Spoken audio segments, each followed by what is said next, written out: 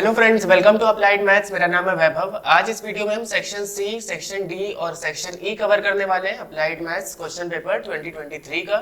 तो चलिए वीडियो को शुरू करते हैं। तो सेक्शन सी का पहला क्वेश्चन हमारे पास है क्वेश्चन 26। यहाँ पे भी दो पार्ट्स हैं आपके पास, दोनों ऑप्शनल है, उनमें से कोई भी एक करना है। तो चलिए पहला पार्ट देखते हैं। Bottle is full of Dettol, 1/3 of its Dettol is taken away and an equal amount of water is poured into the bottle to fill it again. This operation is repeated 3 times. Find the final ratio of the Dettol to the water in the bottle. यानी यहाँ पे आपको repeated dilution वाला case पूछा गया है allegations and mixture से, जिसका फॉर्मूला आपका सिंपली डायरेक्टली होता है x into 1 minus Y upon X to the power n। तो यहाँ पे x क्या है हमारा ओरिजिनल जो अमाउंट था डिटॉल का, फुल ऑफ बॉटल है, मतलब बॉटल पूरी भरी हुई है डिटॉल से, यानी 100 हो जाएगी x की वैल्यू। और उसके बाद 1/3 of its Dettol is taken away, तो यानी 1/3 ऑफ 100 जो होगा वो y हो जाएगा। और ये प्रोसेस टोटल 4 बार रिपीट हो रहा है। देखिए यहाँ पे एक बार तो हुआ है, उसके बाद 3 बार और, यानी कि टोटल 4 टाइम्स। तो यहाँ पे सिंपली फॉर्मूले में वैल्यूज पुट करिए और आपका रेशियो आ जाएगा। तो फाइनली हमारे पास डिटॉल इज टू वाटर का रेशियो 16:65 है। बी पार्ट है पाइप्स एंड सिस्टर्न से पूछा गया। A pipe A can fill a tank in 3 hours. There are 2 outlet pipes B and C which can empty it in 7 and 10 hours respectively. If all the 3 pipes are opened simultaneously, how long will it take to fill the tank? एक tank है आपके पास, pipe ए से fill किया जा रहा है tank को और पाइप बी और सी से एम्प्टी किया जा रहा है। तो कितना टाइम लगेगा मैं ये बताना है। तो पहले तो सबका 1 hour वर्क निकालेंगे।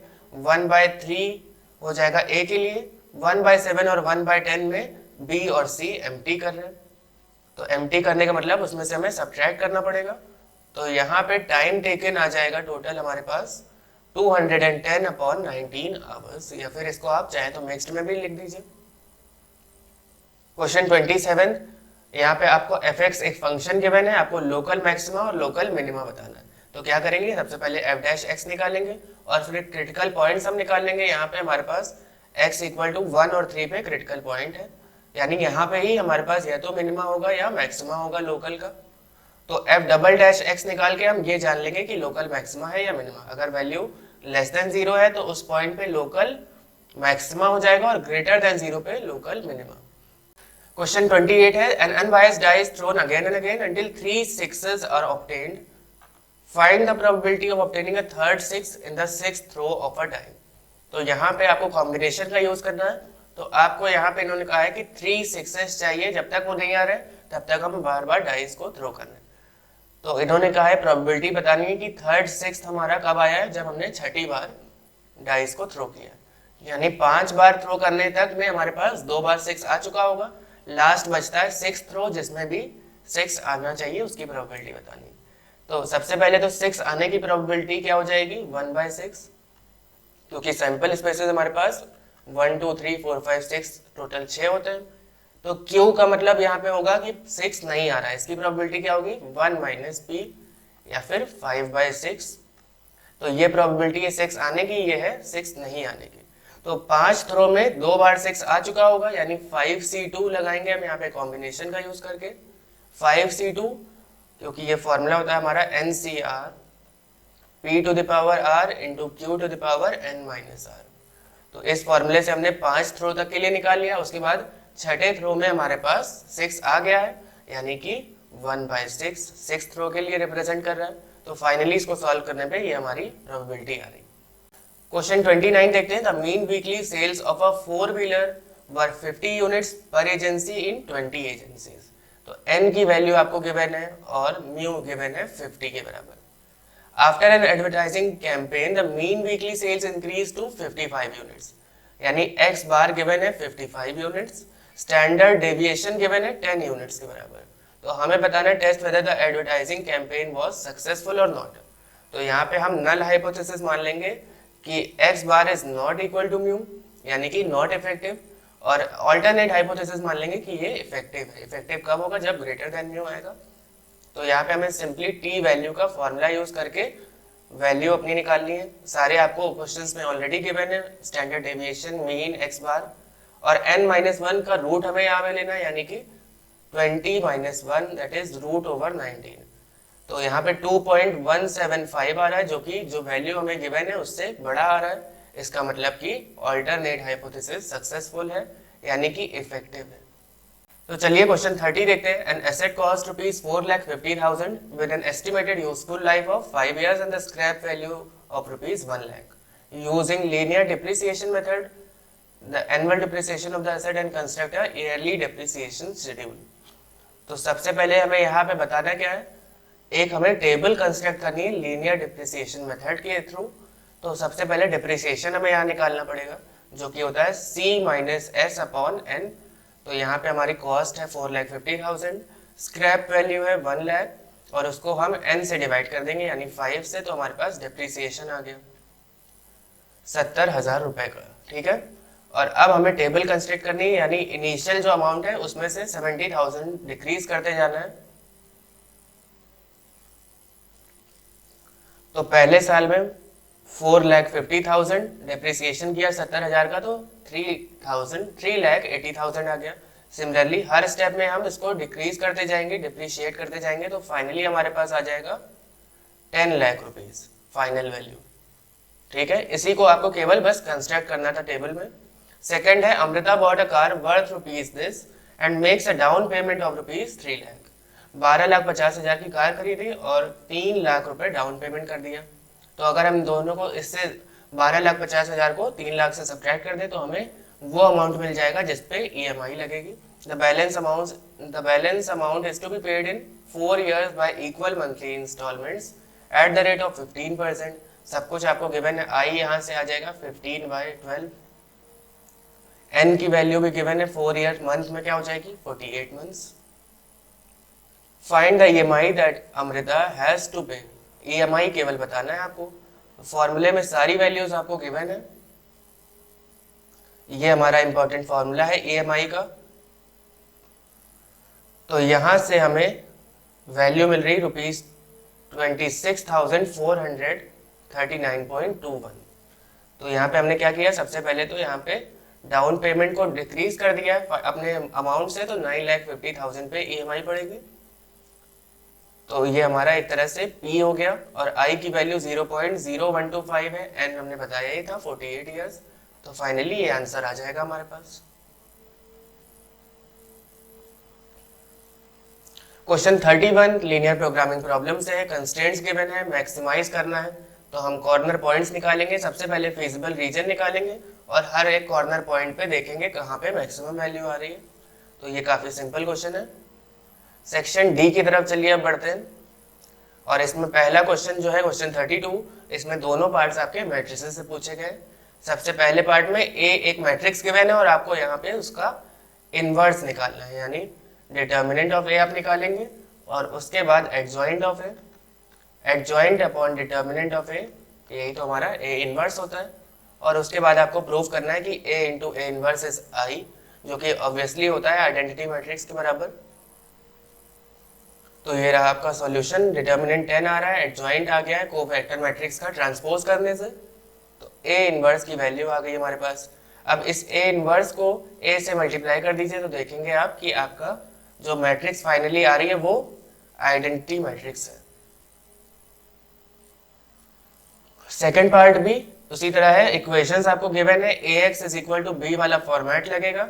a की वैल्यू क्या हो जाएगी 1 - 1 1 2 1 -3 और 1 1 1। इस तरह से A मैट्रिक्स कंस्ट्रक्ट हो जाएगी। X का मतलब x y z और B का मतलब जो राइट हैंड साइड में गिवन है 4 0 2।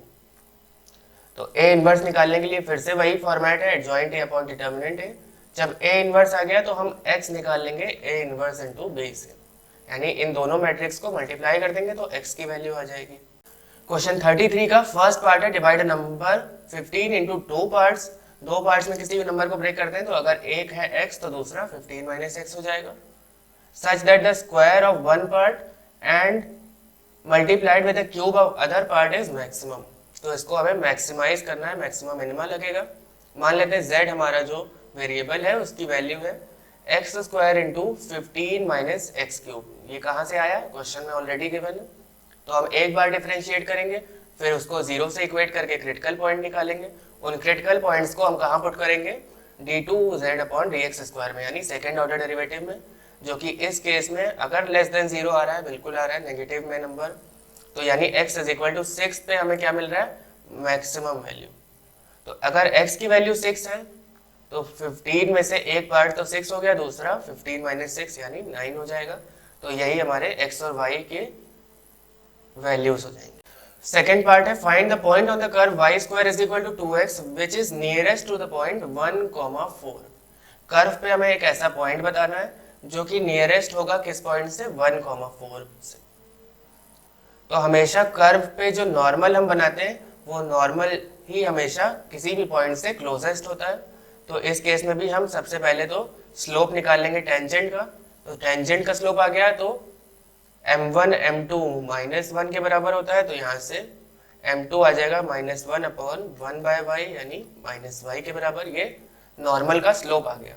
अब इक्वेशन ऑफ नॉर्मल निकालना है तो हमें ये जो पॉइंट गिवन है 1,4 इसको पुट करना पड़ेगा इक्वेशन ऑफ लाइन में, जहाँ पे स्लोप हो जाएगा -y। तो ये हमारी इक्वेशन ऑफ नॉर्मल आ गई है। अब अगर हमें यहाँ पे x को सब्सटीट्यूट करना हो तो क्या कर सकते हैं हम, x की वैल्यू y² हो जाएगी। ये ऐसा हम इसलिए कर रहे हैं ताकि हमें कोऑर्डिनेट्स पता चल जाए y का। एक बार y पता चल जाएगा तो x की वैल्यू भी आ जाएगी। तो इस केस में पूरी इक्वेशन y के फॉर्मेट में आ गई है, तो y की वैल्यू लास्ट में 2 आ रही है। अब अगर y 2 आ रही है तो x हो जाएगा y²/2, क्योंकि इक्वेशन आपको गिवन है कर्व की y² = 2x। तो यहाँ से हम x निकाल लेंगे, x की वैल्यू भी 2 आ रही है, यानी क्लोजेस्ट पॉइंट पैराबोला पे क्या है 2,2, जो कि 1,4 से क्लोजेस्ट। तो चलिए क्वेश्चन 34 देखते हैं। Fit a straight line trend by the method of least square to the following data and find the trend values. तो आपको यहाँ पे टेबल गिवन है, उस हिसाब से आपको यहाँ पे सबकी वैल्यूज निकाल लेनी है, x, x², xy, और फिर हमें ट्रेंड वैल्यूज बतानी। ट्रेंड वैल्यूज यानी कि y = a + bx, जहाँ पे a क्या होता है हमारा, समेशन ऑफ y/n। तो आप समेशन ऑफ y निकाल लीजिए, उसको n से डिवाइड कर देंगे तो आपको a मिल जाएगा। और b इसी तरह क्या होगा, समेशन ऑफ xy/समेशन ऑफ x²। तो ये सारे डेटा आपको टेबल से ही मिल जाएंगे, और उसके बाद इसको आप पुट करते जाएंगे रिस्पेक्टिव पॉइंट्स पे, तो आपको वैल्यूज मिल जाएगी, ट्रेंड वैल्यूज a + bx वाले फॉर्मेट में। क्वेश्चन 35 भी काफी सिंपल है, आपको CAGR बताना है, टेबल गिवन है, और Vikas invested ₹10,000 in stock of company for 6 years, n की वैल्यू 6 है, प्रेजेंट वैल्यू आपकी कितनी है 10,000 रुपए, और 6 साल बाद की वैल्यू क्या है 14,000, यानी फाइनल वैल्यू गिवन है, प्रेजेंट वैल्यू गिवन है, n की वैल्यू भी गिवन है, आपको CAGR। तो सिंपली आपको बस फॉर्मूले में पुट करना है वैल्यूज। ये हमारा फॉर्मूला होता है final value upon present value to the power 1/n - 1। तो यहाँ से CAGR आपका डेसिमल में आ रहा है, पर परसेंटेज में बताने के लिए 100 से इसको मल्टीप्लाई कर देंगे, यानी कि 5.8% CAGR की वैल्यू आ गई। तो चलिए अब सेक्शन ई यानी कि केस स्टडी बेस्ड क्वेश्चन देख लेते हैं एक बार। क्वेश्चन 36 है, factory produces bulbs of which 6% are defective. Based on the above information, answer the following question. First part है, find the probability that in a sample of 100 bulbs selected at random, none of the bulb are defective. यानी Px = 0 बताना है पहले वाले part में। अभी सबके solutions देखेंगे, पहले एक बार फॉर्मेट देख लेते हैं। सेकंड पार्ट है, सेकंड में पूछा है find the probability that the sample of 100 bulbs has exactly 2 defective bulbs, यानी Px = 2 बताना है। थर्ड का फर्स्ट पार्ट है, find the probability that the sample of 100 bulbs will include not more than 1 defective bulb. Not more than 1 का मतलब या तो A या तो 0। थर्ड का बी पार्ट है, find the mean and variance of the distribution of number of defective bulb in a sample of 100 bulbs. तो चलिए एक एक करके सारे पार्ट्स देख लेते हैं। पहला है Px = 0, और आपको e⁻ -6 की वैल्यू भी गिवन है। तो सबसे पहला पार्ट तो यही होता है, e⁻⁻6, ये 0 के लिए कंडीशन होती है। और फिर P1 के लिए क्या होती है, लैम्डा × e⁻⁻6। इस केस में लैम्डा का मतलब क्या है, 6, यहाँ पे वैल्यू जो आ रही है हमारी n इंटू पी की वो है 6, और फिर हम P X is equal to 2 पे भी वैल्यू इसी तरह निकालेंगे, वो क्या हो जाएगी p1 इंटू लैम्डा बाय 2। तो p1 हमारा 0.0144 आ गया इंटू 6/2 यानी कि 3। तो यहाँ से p2 की वैल्यू भी आ गई। तो 2 पार्ट तो हमारे हो गए, और थर्ड पार्ट में पूछा था नॉट मोर देन 1 डिफेक्टिव, यानी p0 वाली कंडीशन और 1 वाले दोनों को आप ऐड कर लीजिए। और थर्ड के बी पार्ट में आपको बताना है find the mean and variance of the distribution of number of defective bulbs. तो मीन आपका आ रहा है 6 और वेरिएंस भी आपका इस केस में 6 ही रहेगा। तो चलिए अब क्वेश्चन नंबर 37 देखते हैं। Factory manufactures tennis rackets and cricket bats. Tennis racket takes 1 whole 1/2 hours of machine time and 3 hours of craftsmanship in its making, while cricket bat takes 3 hours of machine time and 1 hour of craftsmanship in a day. The factory has availability of not more than 42 hours of machine time and 24 hours of craftsmanship. Profit on racket and on bat of rupees 20 and rupees 10 respectively. Based on above information, answer the following question. If X and Y are the number of bats and rackets manufactured by the factory, then write the expression of total profit. तो profit on racket आपको कितना मिल रहा है 20 रुपए, और profit on bat मिल रहा है 10 रुपए का। X डिनोट कर रहा है नंबर ऑफ बैट्स को, यानी 10x हो जाएगा, और Y डिनोट कर रहा है नंबर ऑफ रैकेट्स को, यानी 20y हो जाएगा। इन दोनों को ऐड कर दीजिए तो आपको मिल जाएगी एक्सप्रेशन 10x प्लस 20y। तो ये हमारी मैक्सिमम प्रॉफिट की, इसी को हमें मैक्सिमाइज करना है। सेकेंड पार्ट है right the constraints that relate the number of craftsmanship hours. तो कंस्ट्रेंट्स आपको बताने हैं और आसानी से आ जाएगा। x और y हमारे नंबर ऑफ बैट्स और रैकेट्स हैं, तो उस हिसाब से दोनों के कंस्ट्रेंट आ जाएंगे, एक क्राफ्ट्समैनशिप वाला और एक मशीन वाला। मैक्सिमाइज करना है प्रॉफिट, तो हमें सबसे पहले दोनों लाइंस बनानी पड़ेंगी। ये जितने भी कंस्ट्रेंट हैं यहाँ पे 2 ही है, इसलिए 2 लाइंस बनेंगी, और उनका फीजिबल रीजन हमारे पास कॉमन रीजन आ गया। तो कॉर्नर पॉइंट्स हमारे पास 1 2 3 और 4, ये 4 कॉमन पॉइंट्स हैं। ये 4 हमारे कॉर्नर पॉइंट्स हो जाएंगे। इन्हीं कॉर्नर पॉइंट्स की वैल्यू हम पुट करेंगे अपनी एक्सप्रेशन में, और जहां पे मैक्सिमम प्रॉफिट मिल रहा है इस केस में 280 मिल रहा है दोनों जगह से। और फिर थर्ड का बी पार्ट है how many bats and rackets respectively are to be manufactured to earn profit. तो यहाँ पे आपके पास दोनों कंडीशन में आ रहा है, तो यहाँ पे आप चाहें तो ये दूसरी वाली लिख दीजिए, 4 बैट्स हैं और 12 रैकेट्स, या 12 रैकेट्स 4 बैट एक ही बात है। तो चलिए अब क्वेश्चन 38 यानी केस स्टडी 3 देखते हैं, और ये हमारे इस क्वेश्चन पेपर का लास्ट क्वेश्चन भी है। In the year 2010 mister Agrawal took a home loan of 30 lakh from State Bank of India at 7.5% per annum for 20 years. Based on the above information, answer the following question. सबसे पहले तो हमें EMI बताना है। तो EMI के लिए formula apply करेंगे, PI into I plus 1 to the power n upon I plus 1 to the power n minus 1।